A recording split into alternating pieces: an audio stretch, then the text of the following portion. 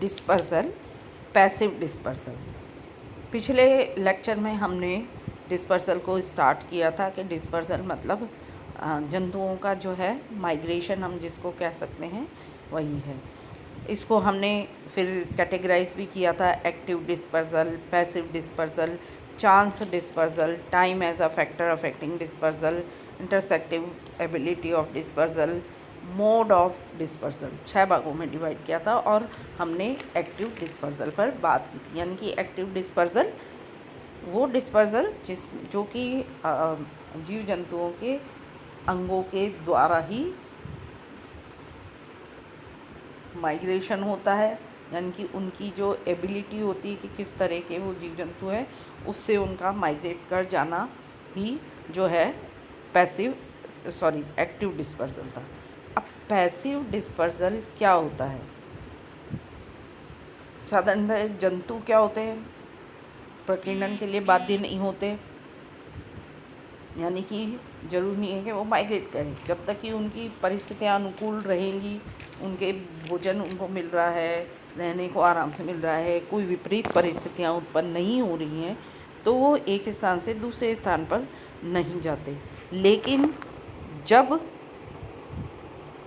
परिस्थितियाँ विपरीत हो जाती है और उन्हें एक स्थान से दूसरे स्थान पर जाना पड़ता है, तो वो किसी सहायक, यानी कि वो हेल्प करने वाले साधनों पर निर्भर करते हैं। तो सहायक साधनों पर निर्भर करते हैं, सहायक साधनों के कारण उनका जो है माइग्रेशन होता है। जैसे हवा के द्वारा माइग्रेशन होना, पानी के द्वारा जो है उनका माइग्रेशन होना, मनुष्य के द्वारा होना। तो ये किसी के द्वारा, किसी की सहायता से होना ही पैसिव डिस्पर्सल कहलाता है। यानी कि किसी की सहायता से एक स्थान से दूसरे स्थान पर जाते हैं, तो वो पैसिव डिस्पर्सल कहलाता है। तो इसको भी जो है 5 भागों में बांटा गया है। पहला इसमें है एनीमोकोर डिस्पर्सल, दूसरा है हाइड्रोकोर डिस्पर्सल, तीसरा है एनीमोहाइड्रोकोर डिस्पर्सल, चौथा है बायोकोर डिस्पर्सल और 5वां है एंथ्रोपोकोर डिस्पर्सल। यानी कि हवा के द्वारा, जल के द्वारा, जल हवा के द्वारा, दूसरे जंतुओं की सहायता से और मनुष्य के द्वारा जो है डिस्पर्सल होता है या माइग्रेशन होता है जंतुओं का। ये सारे सहायक चीज़ें, ये सब पैसिव डिस्पर्सल है। तो इसमें हम सबसे पहले एनीमोकोर डिस्पर्सल पर जो है बात करेंगे। एनीमोकोर डिस्पर्सल के अंतर्गत हवाएं आती हैं, वायु धाराएँ आती हैं, जिनसे कि जंतुओं का प्रकीर्णन होता है। तो ये हवाई प्रकीर्णन क्रिया जो है 3 बातों पर निर्भर करती है, टेक ऑफ, वोयाग और लैंडिंग। ऊपर उठना, तो ऊपर उठना उन जंतुओं के लिए कोई समस्या नहीं है जिनमें उड़ने की क्षमता होती है, तथा और उन जंतुओं में जिनमें अस्थायी ग्लाइडिंग द्वारा उड़ने की क्षमता होती है, जैसे स्क्वायरल्स होते हैं, लेमूनस होते हैं। इस तरह के कई जीव हैं जिनमें कि ऊपर उड़ने की क्षमता होती है, तो वो जो है दूर स्थानों तक जो है उड़कर जा सकते हैं।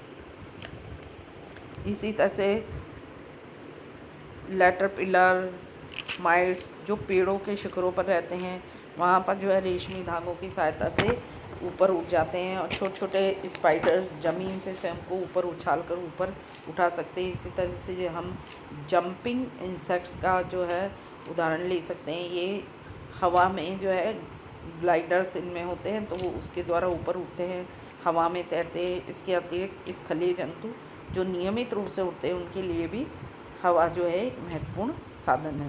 तो एर्बोरियल जंतु या जंतु जो खुले क्षेत्र या चट्टानी क्षेत्रों में वनस्पति की सतह पर निवास करते हैं, उनमें भी हवा में रहने के जो है उनके अवसर अधिक होते हैं। इसी तरह से तेज हवाएं, टॉर्नेडो, हैरिकेन्स, इस तरह की जो विंड्स होती हैं, वह जंतुओं को एक स्थान से दूसरे स्थान पर प्रकीर्णन के द्वारा ले जाती है।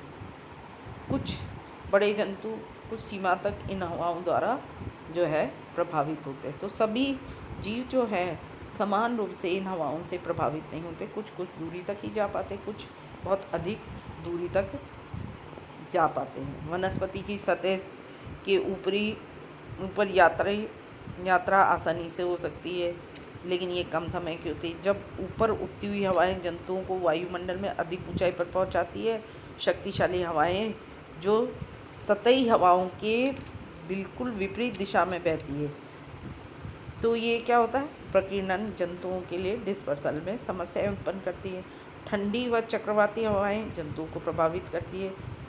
फिर भी इस प्रकार के निष्क्रिय प्रकीर्णन का प्राणी भूगोल में विस्तृत वर्णन देखने को मिलता है कि किस प्रकार स्थलीय कीटाणु समुद्री द्वीपों तक पहुँचे और अलग अलग प्रकार की जलवायु, धरातल तथा जंतुओं के साथ मिले और विकसित हुए। एयरबॉर्न जंतुओं के लिए ऊपर से नीचे उतरना समस्या नहीं, लेकिन प्रकीर्णन की सफलता जंतुओं के जीवित अवस्था में नीचे उतरने पर निर्भर करती है। अतः हम देखें तो प्रथम समूह के अंतर्गत उड़ने वाले कीटाणु हैं, इंसेक्ट्स हैं। इनकी जो है प्रकीर्णन की क्षमता जो होती है कम दूरी तक होती है और इनकी स्वयं की ऊर्जा से ही ये जो है इनका प्रकीर्णन हो पाता है। ये जंतु नियमित और आदतन साथ ही घटना विशेष कारकों से, लेकिन सांख्यिकी नियमितता के साथ वायु राशियों के साथ जो है प्रभावित होते हैं। हार्डी और माइल्स ने 1937 में उत्तरी सागर के ऊपर इन जंतुओं के प्रकीर्णन का निरीक्षण किया।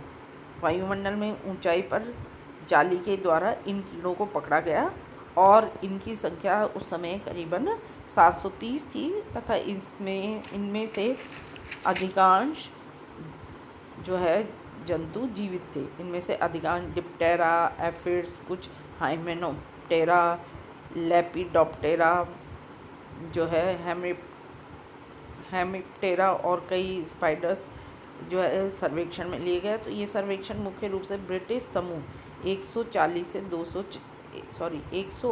से 240 किलोमीटर की दूरी तक किया गया। पॉलमैन ने जो स्टडी की उससे ये ज्ञात हुआ कि जो कीड़े पानी की सतह के ऊपर कम ऊंचाई पर उड़ते हैं या प्रवाहित किए जाते हैं, साधारणतः हवा द्वारा समुद्र की सतह पर पहुंचा दी जाते हैं। अगर आसपास कोई स्थलीय भाग नहीं है तो ये हवा द्वारा प्रवाहित किए जाते रहेंगे, लेकिन अधिक ऊंचाई पर हवा एक प्रकीर्णन का महत्वपूर्ण साधन है। वर्तमान एफिड्स की जीव विज्ञान अध्ययन से इनके प्रकीर्णन व्यवहार की जानकारी हमें प्राप्त हुई है। और पंख जो होते हैं किसी भी जंतु के लिए उड़ने में सहायता प्रदान करते हैं, जबकि ग्लाइडिंग वायु धाराओं के साथ आसानी से हो सकता है। हवा के साथ उड़ती हुई पत्तियों पर सवार होकर जंतु विपरीत भागों पर भी पहुंच सकते हैं। अल्फाफा क्षेत्रों में जो केसेस दर्ज किए गए, परीक्षण से ज्ञात हुआ कि ये 26 किलोमीटर दूर सिंचित क्षेत्रों में पहुंच गए। डिक्सन ने यह अनुमान लगाया कि 26 दिन में 1 माइल की दूरी पर 3.5 मिलियन एफिड्स जो है पहुंच गए थे। पक्षी जो है यद्यपि उड़ने वाले जंतुओं में सबसे प्रमुख हैं, वे भी शक्तिशाली हवाओं के द्वारा प्रभावित किए जा सकते हैं। तो साधारणतः अन्य परिस्थितियों में भी पक्षी समुद्री बाधा को पार नहीं करते। इस प्रकार के प्रवाह से पक्षी नए क्षेत्रों पर पहुंचते तथा विकसित होते हैं। पिछली शताब्दियों में भी इसी तरह का जो है परीक्षण और निरीक्षण किए गए। 1 जनवरी 1937 में उत्पन्न एक तूफान के द्वारा जो पश्चिमी यूरोप से ग्रीनलैंड की दिशा में था, कई प्रवासी फील्ड 4 पक्षियों को बहा कर ले आया। 20 जनवरी को इन पक्षियों के उत्तर पूर्व में सैकड़ों मील दूर जैन माइनी ज्वालामुखी द्वीप पर इनको देखा गया। एक सप्ताह पश्चात इनको ग्रीनलैंड के पश्चिमी किनारों पर कई स्थानों पर देखा गया। इसके पश्चात दक्षिणी ग्रीनलैंड में इन पक्षियों ने अंडे दिए और वहाँ फैल गए। स्पाइडर एक जंतुओं का समूह है जो सक्रिय रूप से उड़ नहीं सकता, लेकिन परिस्थितियों के साथ अनुकूलन कर सकता है। परिस्थिति के अनुकूलन के द्वारा युवा स्पाइडर हवा में उड़ सकते हैं।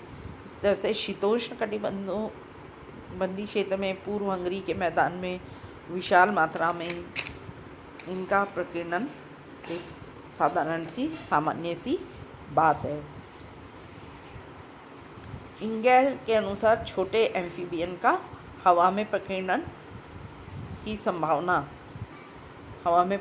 संभावना होती है। एक छोटा लीफ फ्रॉग न्यू गिनी, मॉलस्कस, सिलेबिस और अन्य द्वीपों के ऊंचे पर्वतों के घने जंगलों में सीमित है।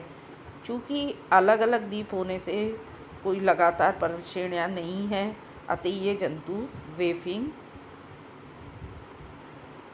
वेफिंग के द्वारा फैले हुए हैं। इन जंतुओं के प्रौढ़ों की लंबाई 25 mm तक होती है, जो पेड़ों के शिखरों पर अपने अंडे देते हैं, जहाँ से पत्तों के टुकड़ों के साथ इनके अंडे हवा द्वारा बहाकर इन स्थानों तक ले जाए जाते हैं। तो ये था एनेमोकोर डिस्पर्सल। Thank you.